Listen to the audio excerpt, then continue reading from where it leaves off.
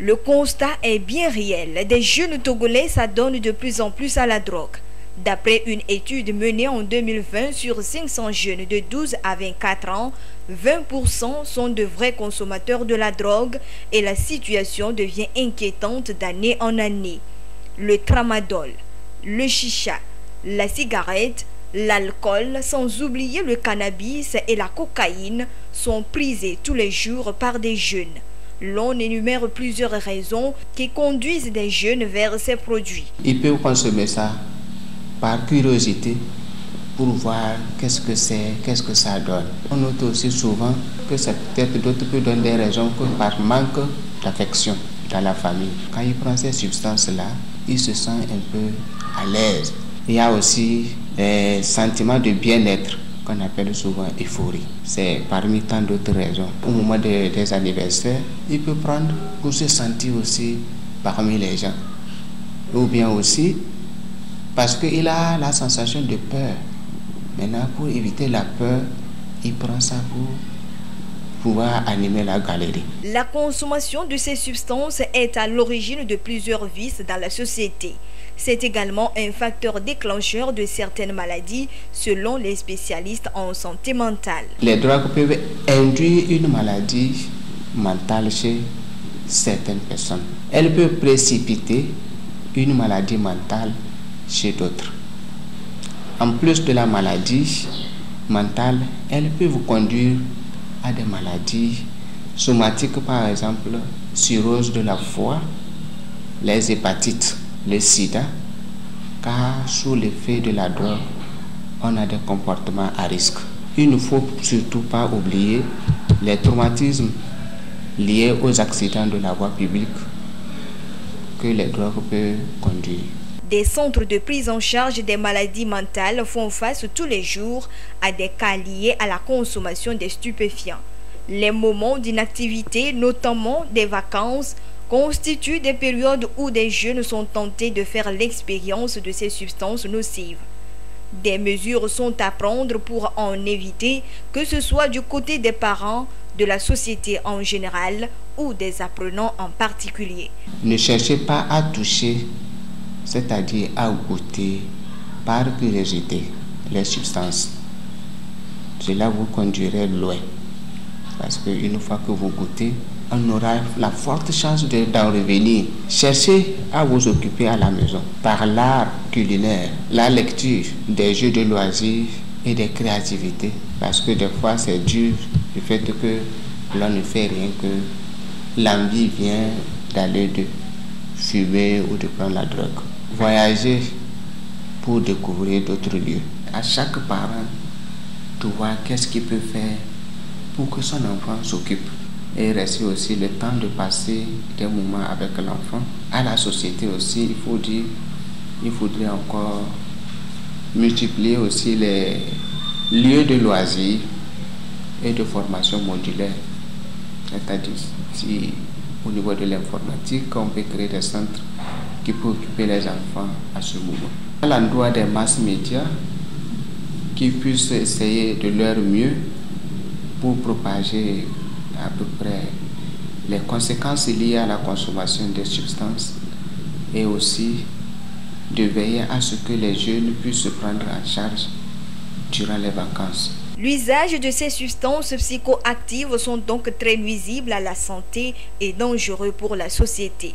raison pour laquelle le gouvernement togolais multiplie ses efforts dans la lutte contre le trafic et la consommation des drogues. Mais cette lutte incombe tout citoyen puisque la vie, le bien-être sanitaire et social des personnes en dépendent.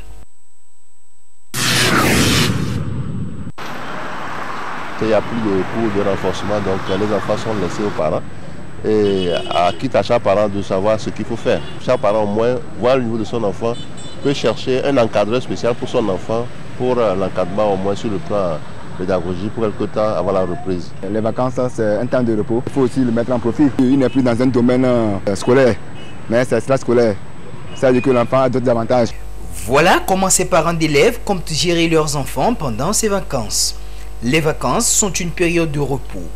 Mais au-delà de ce repos, les apprenants ne devront pas oublier leur cahier. Les vacances, c'est pour que l'élève puisse un peu se reposer. Alors, et quand on parle du repos, il faut gérer son repos. Le repos ne voudra pas dire que je ne vais pas utiliser certains romans pour lire, je ne vais pas toujours prendre les documents pour les lire, je ne vais pas m'entraîner dans la classe supérieure, certains documents de la classe supérieure pour les lire. Si même j'ai mes aînés qui peuvent m'entraîner, il n'y a pas de raison pour qu'on se dise que je suis libre, je ne vais rien faire. Il y a le sport, il y a l'informatique, il y a d'autres choses dans lesquelles l'enfant peut profiter pour acquérir d'autres connaissances. Cette période des vacances devrait également permettre aux élèves de mener des activités extrascolaires ou activités génératrices de revenus. Ceci en vue des préparatifs de la rentrée prochaine. Si moi, le papa, je suis un paysan et que je vais au champ, il n'y a pas de raison pour que mon enfant ne me suive pas au champ. Si je suis un menuisier, si je suis un tailleur, et je pense que pendant les vacances, je peux quand même donner un travail à mon élève, c'est le moment.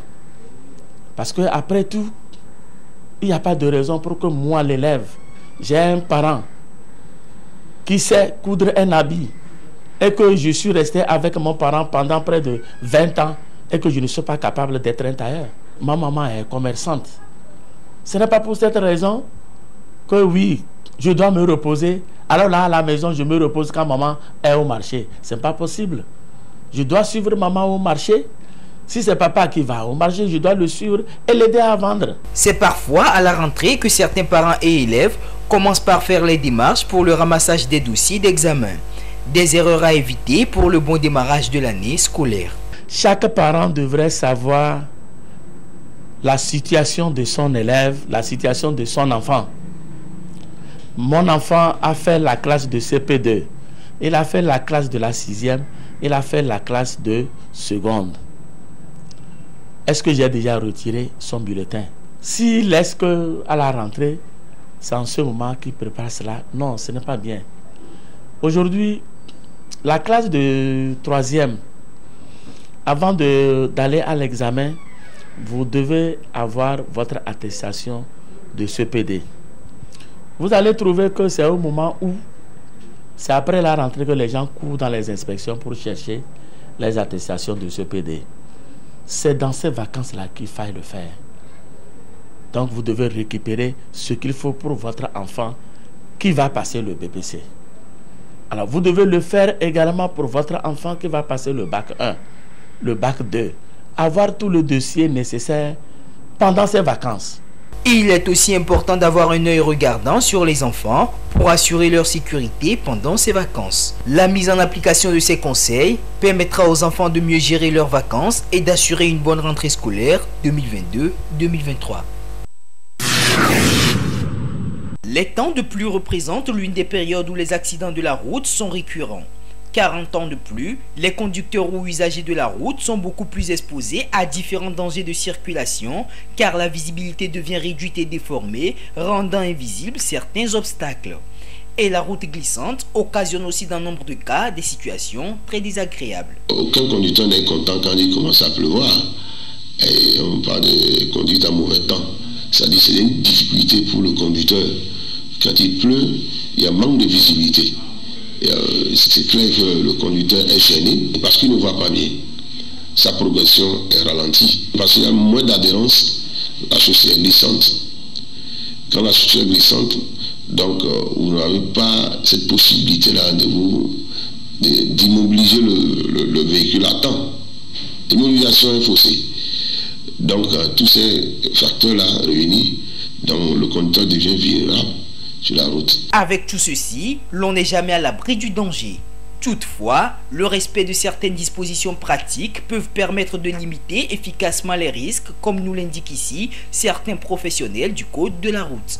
En cas de pluie, il y a des dispositifs comme les essuie-glaces qu'il faut bien, en ces temps de pluie, bien les contrôler avant de sortir de la maison. Très important. Si ça fonctionne bien, ces dispositifs-là fonctionnent bien. Les feux, nos feux-là, ces feux fonctionnent vraiment bien. Il faut voir si nos pneus sont en bon état. Je ne parle pas des pneus hors usage actuellement que nous avons. Il y a des indicateurs d'usure sur ces pneus-là, contrôlés vraiment s'ils sont en bon état. Si les gommes qui sont sur la bande de roulement sont en bon état. Pour les motos aussi, c'est privilégié de faire usage des feux de derrière parce qu'on a tendance à freiner, à prendre le frein de devant.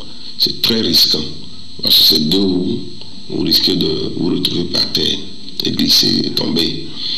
Donc, il arrive des fois que vous sentez vraiment que quelqu'un vous poursuit, veut vous dépasser. La prudence est que vous le laissez vous dépasser calmement en temps de pluie quand il pleut.